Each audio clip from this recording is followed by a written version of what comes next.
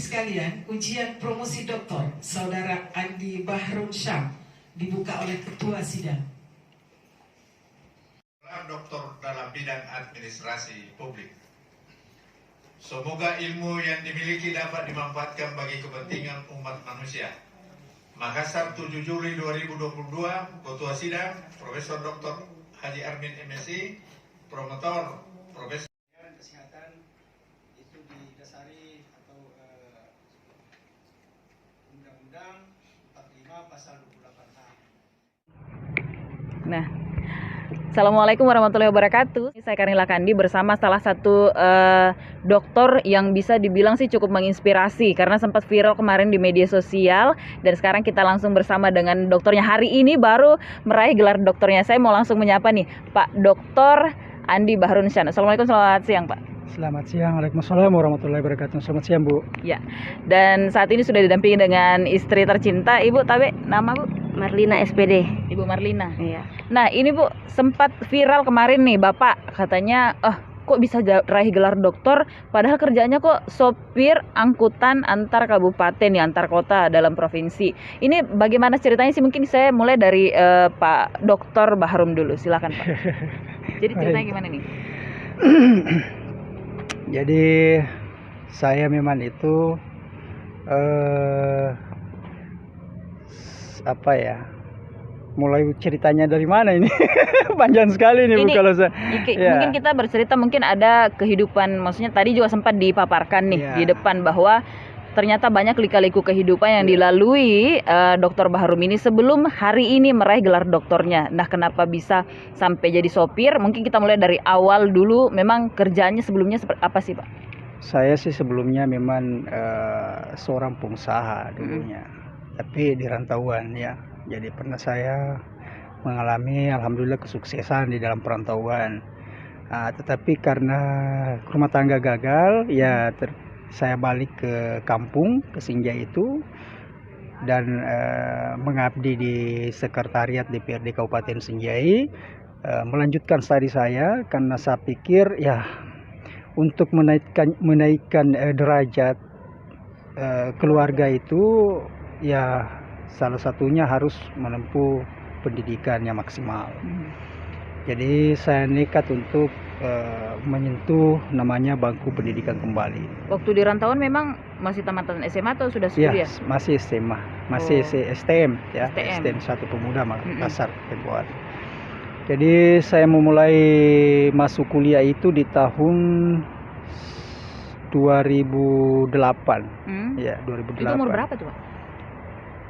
Sudah 30-an ya. 30-an. Tapi nggak malu gitu ya Pak? 30-an baru mau S1 gitu kan, biasa kan orang malu Pak. Ya, tapi prinsip saya itu kalau soal pendidikan, pesan orang tua saya itu tidak ada kata terlambat dan tidak perlu malu.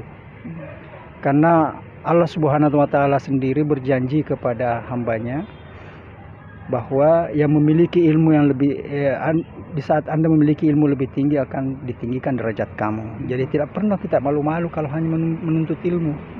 Ya, itu yang perlu kita pegang pertama. Jadi 2008 langsung kuliah, selesai di 2013 S1 alhamdulillah, lanjut ke S2 di 2013 itu 14 ya, dengan hanya 18 bulan alhamdulillah bisa selesaikan S2 itu dengan cum laude.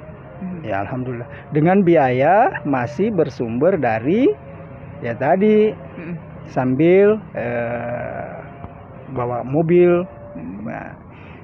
Jadi mulai S1 ini memang sudah bawa mobil memang Pak? Iya, bawa mobil. Ya, karena saya punya sedikit sisa saldo di rekening, saya belikan mobil untuk bisa bayarkan SPP, UKT ya, SPP itu untuk melanjutkan sekolah pendidikan sampai menyelesaikan S2 itu. Dan juga hasil kerja dari bekerja di sekretariat DPRD. Oh, jadi Meskipun itu statusnya hanya pengabdian, tetapi alhamdulillah jadi ada rezeki ya. sukarela. Iya. Oh, jadi waktu tahun berapa itu Pak jadi tenaga sukarela di DPR? Mulai 2008, Mbak. Oh, 2008. Iya. Oh, jadi memang memulai itu dari waktu awal-awal kuliah. Iya. Saya memang sudah kerja di DPR baru masuk kuliah. Iya. Tapi waktu masuk Di Sekwan. kuliah pertama itu Pak memang istilahnya mulai lagi dari nol gitu Pak ya? Iya, mulai nol kembali. Oh, Iya. oke. Saya memulai nol kembali di situ. Nah, kemudian setelah S2 lanjut? Ya, selesai S2 alhamdulillah karena mungkin saya punya pengetahuan yang bagus dalam ilmu pendidikan itu. Universitas Muhammadiyah pertama juga itu menawarkan saya untuk memberikan materi di sana. Alhamdulillah sampai saya menjadi dosen tetap di bawah di UMSI itu. UMSI Sampai Sinjai. ya Universitas Muhammadiyah Sinjai. Jadi mulai di UMSI setelah S2? Iya, setelah S2 karena tidak bisa menjadi seorang dosen kalau tidak selesai S2-nya. Oke. Nah, dari sinilah kemudian terbesit niat jadi dokter atau memang seperti apa Pak? Seperti saya katakan untuk pendidikan itu tidak ada kata terlambat, tidak ada kata menyerah. Seandainya ada masih pendidikan di atasnya ini S3, doktor, saya tentu masih melanjutkannya. Oh, jadi berlanjut terus ini Iya. Pak ya? Nggak ada pre-nya kemarin-kemarin Tidak itu? ada, tidak ada, Pak. Oh, oke. Harus Jadi ada. diusahakan terus. Iya. Setelah S2 sambil di UMSI juga sebagai Iya. dosen, Iya. lanjut S3 begitu Iya. Pak ya? Oke. Nah, kalau dari Ibu sendiri kenal dengan Bapak nih tahun berapa, Bu? Wah, kenalnya dari masa kecil sampai Sama-sama orang Sinjai. sama-sama Tetangga? orang Ah, Sinjai, tetangga tetangga, idola. tetangga seperti itulah tetangga Iya. idola mungkin. Ya. Tetangga dan keluarga ya. Nanti setelah masing-masing dia di perantauan Kendari begitu, saya melanjutkan pendidikan di WNM Makassar. Jadi dia ke Kendari, pada saat itu saya di WNM. Nanti ketemunya kembali di tahun 2018. 2018. Sudah sarjana Bapak ya? Dia sudah selesai, sudah ketemu memang sebelumnya, tapi belum status istri pada saat itu. Oh, oke. Tapi sudah ketemu. Jadi nanti berjalan waktu menikah di tahun 2018. Pada saat dia pada saat itu sudah masuk sekolah S3 di UNAS. Oke. Ibu kalau melihat dari perjuangan Bapak ini kan bisa dibilang jatuh bangun seperti yang dikatakan tadi, jatuh bangun memang karena sambil kuliah, sambil kerja juga, apalagi kalau dibilang S2 kan tidak murah, apalagi sampai S3 nih Bu. Nah, kalau yang namanya jatuh bangun itu Mbak luar biasa jatuhnya.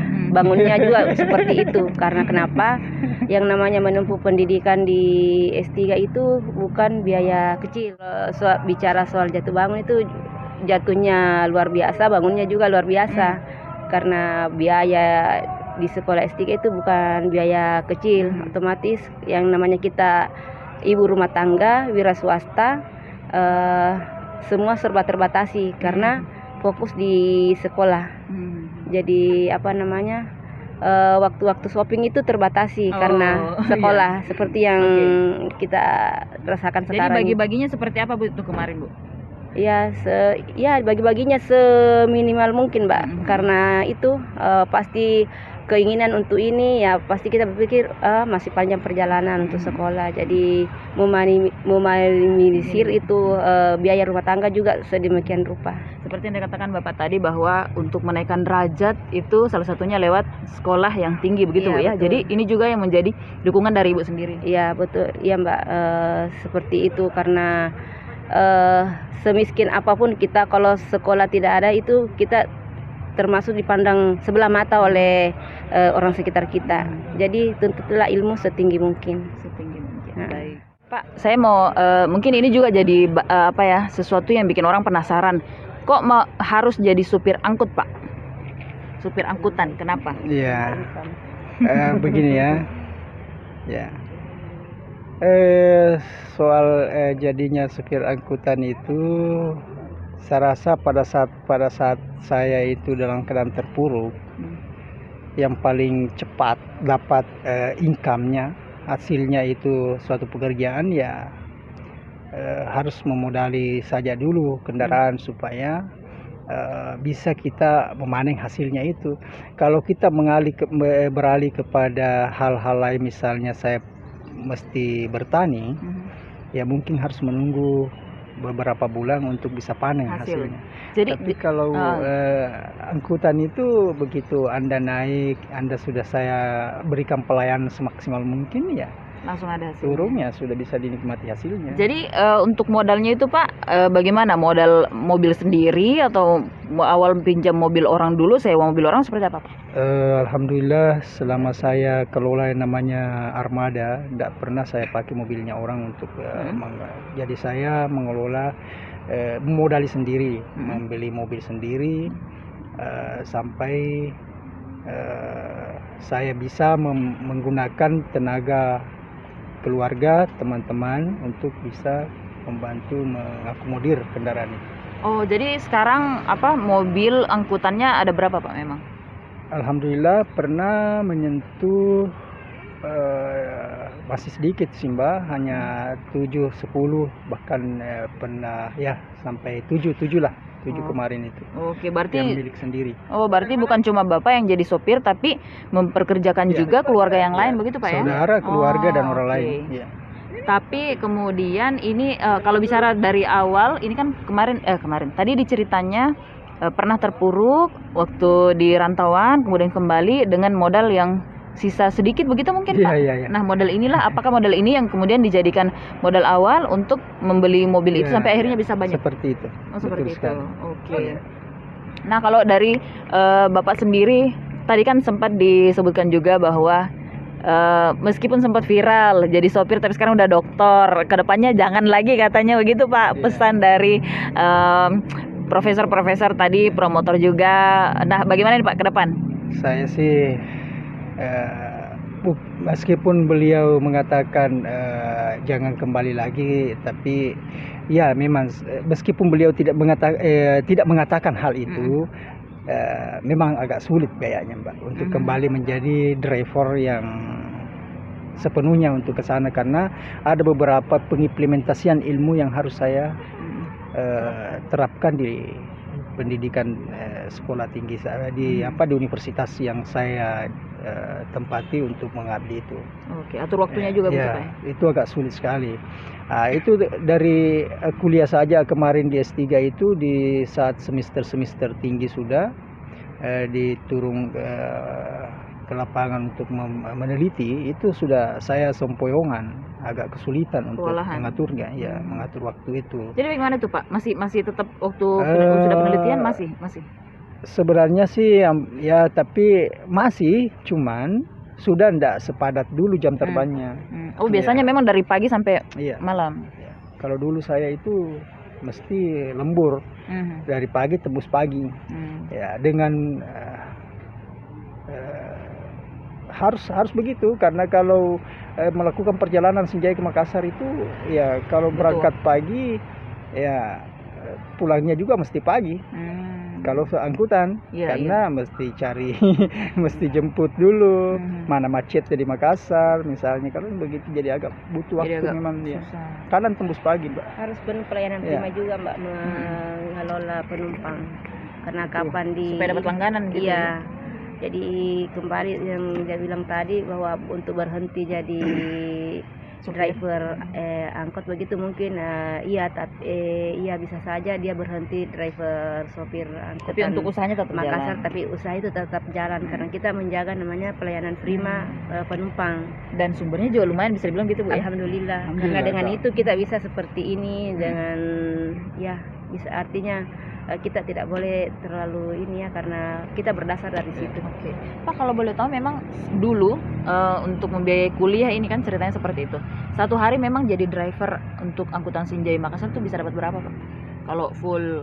Ya, kalau saya alhamdulillah bisa dapat 1,5 juta, 1 juta sampai paling rendah itu 700. Bersih nggak Pak? Bersih itu. Bersih 700 itu. sudah bersih. Satu hari ya? Iya. Nah, kalau misalnya kali 7, misalnya sendiri aja pertama nih, kali 30 hari kan berarti sudah lumayan Pak ya bisa menutupi Ya, luar biasa. kebutuhan-kebutuhan. Tapi kondisinya yang sekarang beda dengan kemarin-kemarin saya Ada sebelumnya. Selama ada COVID ini beda sekali. Oh, Iya. menurun Ya, menurun. Sangat, pendapatan. sangat teramat sangat.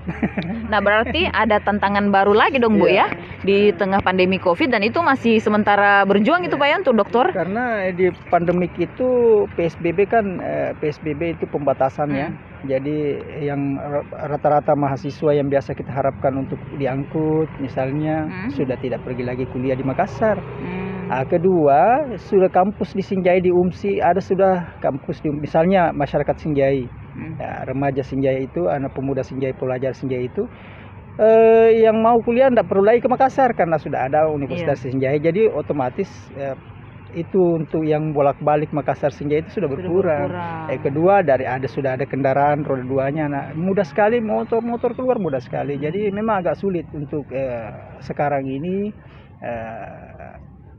mau mendapatkan hasil yang seperti yang saya nikmati dulu. Oke, tapi tetap bisa maksimal ya Pak ya sampai bisa raih gelar doktor hari ini. Yang namanya masalah sebenarnya di setiap usaha memang semua usaha ada masalahnya. Tapi ya tergantung si pengelolanya. Kalau kita itu pintar-pintar mengelolanya ya semua itu kendala kita akan lewati. Apapun usaha itu. Termasuk ini dalam menempuh juga pendidikan S3 itu tidak gampang. Sangat tidak mudah. Karena berbagai macam tantangan yang kita hadapi. Kalau filosofinya dari seorang driver itu nikmati aja lubang itu, meskipun lubang itu tidak senikmat lubang yang di rumah. Ya, siap. Nah, kalau masalah tantangan seperti filosofinya juga driver bahwa tikungan di Camba itu memang ekstrim, tapi tidak se-ekstrim perjalanan hidup saya. Yang ekstrimnya seperti apa itu Pak? Yang lumayan banyak ya. Nah Pak, selain itu menurut selama yang dijalani lah ini meraih gelar doktor ini kan sesuatu yang bisa dibilang cukup membanggakan lah ya. Alhamdulillah. Nah, yang paling susah dilupa selama meraih gelar doktor ini Pak, mungkin dari ya selama pandemi kemarin, kemudian mungkin ada hal-hal yang kemudian kayaknya ini bisa kemarin-kemarin dipikir aduh kayaknya nggak bisa lanjut nih gara-gara ini nih akhirnya tapi ternyata alhamdulillah kendala, sampai yang pertama itu adalah kendala ekonomi. Ya, karena ada, saya tidak boleh menyebutkannya. Yang jelas kalau Anda punya ekonomi memang tidak mendukung, itu hal yang sulit sekali. Saya pernah itu berpikir bahwa apakah saya mampu menyelesaikan doktor ini? Itu di awal atau pertengahan itu Pak? Di akhir dan pertengahan. Oh, ternyata. Dan di akhir malah hampir kandas, tapi kita terus berusaha semaksimal mungkin dengan berbagai cara. Memang di apa Pak kendalanya waktu itu yang ini kan sudah mau akhir nih tadi dibilang nih, sudah mau akhir tapi sempat berpikir kayaknya enggak bisa terus lanjut nih. Itu di apa masa-masa penelitian itu Mbak. Di masa-masa penelitian itu karena kita itu membutuhkan biaya besar untuk menuntaskan suatu penelitian. Boleh tahu sekitar berapa Pak? Kalau saya ini dari awal kuliah itu ya kurang lebih 800 juta. Oke. Jadi dikuatkan sama istri juga, keluarga, akhirnya bisa terus begitu Pak ya? Ya. Berkat bantuan keluarga dan saudara-saudara, akhirnya semua bisa terlewati masa-masa itu semua. Oke. Kalau dari Ibu sendiri, apa yang ingin, ini kan hal yang tidak mudah, tidak semua orang bisa istilahnya orang mungkin lihat sudah gelar dokter tapi tidak semulus itu ternyata. Nah, kalau dari Ibu sendiri apa yang paling berkesan lah? Kalau dari Bapak ini kan ada banyak lah selain ekonomi mungkin Bu. Kalau saya itu kesannya maksudnya begitu. Kesannya. Kalau saya alhamdulillah duka itu sudah bisa terlewati. Mudah-mudahan dengan selesainya ini bisa menikmati bisa bernafas panjang. Sudah bisa shopping kemana-mana lah Mbak. Karena kemarin jujur mau shopping ke sana ke sini terbatasi. Padahal sebelum dia S3 sebelum S3 itu kemarin kan Iya. mau ini ke sini ini bisa tanpa ada pikiran apa-apa karena anak-anak kan masih kecil belum ini. Tapi setelah S3 semua segera terbatasi. Jadi semoga mudah-mudahan setelah S3 ini semua sudah bisa bernafas panjang dan sudah bisa shopping kemana-mana itu. Oke. Dan tentunya ini bisa menjadi bekal untuk anak-anak ke depan, Iya. Bu ya, Insya bahwa meraih pendidikan yang jenjang tinggi itu harus begitu, Bu ya. Iya. Ini jadi pesan juga buat anak-anak. Iya, jadi pesan semoga dengan ini bisa anak-anak juga bisa mengikuti jejak ini. Orang tuanya. Iya. Kalau Ibu sendiri mau berterima kasih kepada siapa nih, Bu, selama proses ini? Kalau saya berterima artinya semua tanpa dukungan dari orang lain saya kira ini kita tidak bisa seperti ini. Jadi dengan adanya seperti ini itu atas partisipasi keluarga, saudara, om, tante, semuanya tak terhingga dari kerabat-kerabat dan keluarga yang ada di Makassar maupun yang ada di daerah. Kalau Bapak sendiri yang paling ingin diucapkan terima kasih siapa nih, Pak? Ya, terima kasih. Ya, tentu kepada orang tua saya dulu yang masih hidup. Ya, tinggal bapak saya, Andi Samsudin. Karena doanya lah saya bisa seperti ini. Ada mertua, ada istri, ada paman, terutama paman-paman saya itu, om-om saya yang sempat hadir juga ini, biarpun tidak hadir itu masih banyak itu yang sangat mendukung saya dan sangat memberikan saya support, baik itu materi maupun hal-hal lainnya. Ada sepupu-sepupu saya, ada ponakan-ponakan saya, ada anak-anak saya, semuanya lah. Dan dari pihak universitas juga tadi ada Pak ya? Ya, dari universitas ada, dari Universitas Muhammadiyah Sinjai. Alhamdulillah ada WR1, WR3, ya, hadir semua itu dalam memberikan dukungannya Dari pemerintah. Dari pemerintah, dari DPRD Sekuan Sinjai. Sampai Terima kasih. ini kan Pak Bupati Sinjai. iya, saya melihat karangan bunga mulai dari Pak Bupati, pokoknya pejabat-pejabat penting. Artinya bahwa di Sinjai ini dokternya masih sedikit berarti Pak ya? Ya boleh Ya, dikata hitung jari lah. Seperti itu. Hitung jari. Oh, berarti ini bisa dikatakan suatu prestasi tersendiri yang dan merupakan mimpi yang terwujud begitu mungkin Pak? Ya, alhamdulillah Mbak. Ya. Kalau dari Dan Bapak saya pesankan kepada anak-anak saya, generasi-generasi yang pejuang-pejuang pendidikan, insya Allah, ya jangan mudah menyerah, berjuang. Saya saja ini yang seperti ya punya ekonomi terbatas, alhamdulillah dengan semangat yang tinggi, insya Allah badai itu pasti berlalu. Baik. Ya, jadi jangan pernah menyerah. Jangan pernah menyerah, cukup inspiratif sekali. Dr. Andi Bahrum Syam ini yang kemudian dengan sebenarnya bukan mulai dari sesuatu yang besar ya, tapi mulai dari nol, sesuatu yang kecil kemudian menjadi besar seperti sekarang. Dan prinsipnya ini yang mungkin harus menjadi prinsip kita semua sih, mungkin yang bisa dicontoh bahwa untuk menaikkan derajat seseorang itu salah satunya melalui pendidikan. Sampai di sini kebersamaan kita, saya Karila Kandi, sampai jumpa.